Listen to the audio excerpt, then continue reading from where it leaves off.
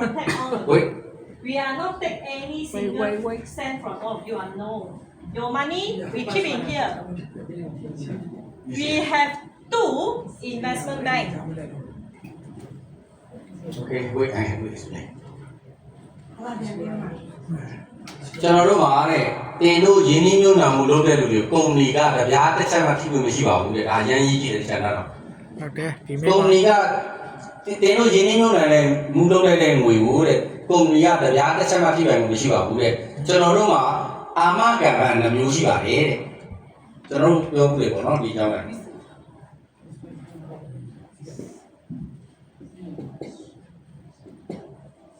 ကျွန်တော်တို့မရှိရတဲ့တစ်ခုက ECIB ဆိုတဲ့အကြောင်း ECIB ဆိုတဲ့အမကန်ဌာနနဲ့ကျွန်တော်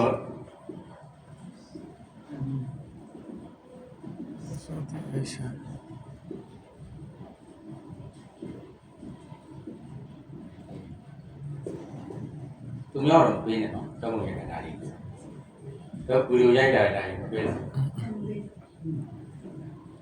Can you explain? I will do it now. ဆိုတော့Okay, but everybody, okay, your account, sorry, your money is not given to me or to my boss or to my company account. No way. We appoint third-party investment bank to collect all your money. My boss.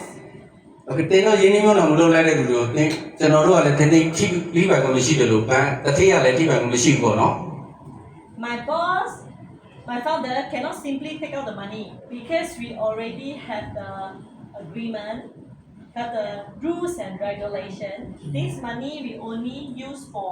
what? ကျွန်တော်တို့တစ်ထည့်ရလည်းအလွယ်တကူပတ်စံတွေထုတ်လို့မရဘူး။ဘာကြောင့်ဆိုတော့ကျွန်တော်တို့မှာစီမင်းစည်းကမ်းသတ်မှတ်ချက်တွေနဲ့ကျွန်တော်တို့ဆိုင်ထိုးရတယ်ရှိတယ်ပေါ့နော် The fund that we collected already have the destination. ဒီကျွန်တော်တို့တစ်ထည့်ကုန်ကစီမံခါထားတဲ့ဒီသူ့ရဲ့ project ဒီပေါ်မှာတိုက်ရိုက်သွားဖို့အတွက်ပေါ့နော်။ဘယ်ဒီပတ်စံပဲကိုသွားမယ်ဒီပတ်စံပဲကိုသွားမယ်ဆိုတဲ့စီမံခန့်ခွဲတဲ့အဖွဲ့အစည်းရှိပြီးသား The account collect all your money. We don't call it saving account or current account. We call it custodian account. Custodian account. တင်တို့ထည့်လိုက်တဲ့ငွေတိုင်းကိုပေါ့နော် What is custodian account meaning? တော့ချက်ကြည့်ပြီးဒီမှာအဲ့ဒါစစ်ကြည့်လို့ရတယ်ပေါ့နော်ကျွန်တော်တို့ထည့်လိုက်တဲ့ငွေတွေကိုပေါ့နော်ဟိုဘဏ်အကောင့်တွေဟိုအကောင့်တွေထည့်လိုက်တာမျိုးမဟုတ်ဘဲနဲ့ဒီ custodian account တဲကိုရောက်သွားတာပေါ့နော်အဲ့ဒီ custodian account ထဲကနေကျွန်တော်တို့ဘယ် project ကိုဘယ်တော့သွားမယ်ဆိုတာတွေကို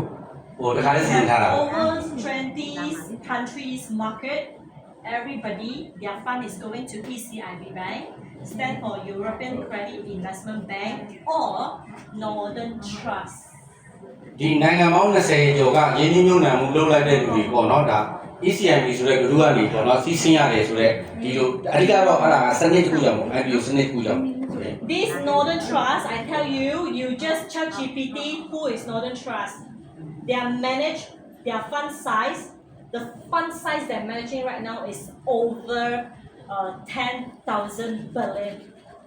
သူနောက်တဲ့ trust ဆိုတဲ့ဖွဲ့စည်းရတဲ့ဒီငွေတွေပေါ်မှာပေါ့နော်စီမံခန့်ခွဲတဲ့အပိုင်းတွေကိုအမခံစီမံခန့်ခွဲတဲ့အပိုင်းတွေကိုဒါလောက်တာပေါ့နော်ဆိုတော့နောက်တဲ့ trust ကဘယ်လောက်ကြီးကြီးလဲဆိုရင်အရင်ကြီးနေပြီတော့နောက်တဲ့ trust ချက်ကြည့်ပြီးမှရှာကြည့်လို့ရတယ်ပေါ့နော်နောက်တဲ့ trust ကြောင်းလဲ Who are using this Northern Trust? Warren Buffett company using Northern Trust. Northern Trust ကိုတုံးတာကကမ္ဘာအချမ်းသာဆို Warren Buffett ဆိုတဲ့ပုဂ္ဂိုလ်လူမျိုးတွေကတုံးနေတာပေါ့နော် Warren Buffett, their fund is keeping Northern Trust. Warren Buffett ရဲ့ fund မှန်သမျှကဒါ Northern Trust မှာတိတ်နေပေါ့နော် Which means we are international platform. အဲ့ဒီအတိတ်ပဲကတော့ကျွန်တော်တို့ကနိုင်ငံတကာ platform ပေါ်မှာရည်တည်နေခြင်းဖြစ်ပါတယ် We are not only from Southeast Asia. ကျွန်တော်တို့ရှေ့တောင်အာရှမှာပဲလုပ်နေတာမျိုးမဟုတ်ဘူးနိုင်ငံတကာ platform ပေါ်မှာရည်တည်နေခြင်းဖြစ်တယ် Yes.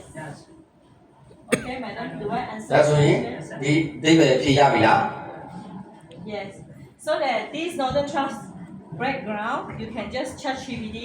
black and white, everything. ဒီ Northern Trust ရဲ့ဘယ်လောက်ထိယုံကြည်စိတ်ချရတယ်ဆိုတဲ့အချက်တွေကိုတင်းတို့ကိုယ်နိုင်ကပေါင်းဝန်းကျင်မှာမေးလို့ရတယ်လို့ချက်ကြည့်ပြီးတော့ရှာမေးလို့ရတယ်နော် Yes.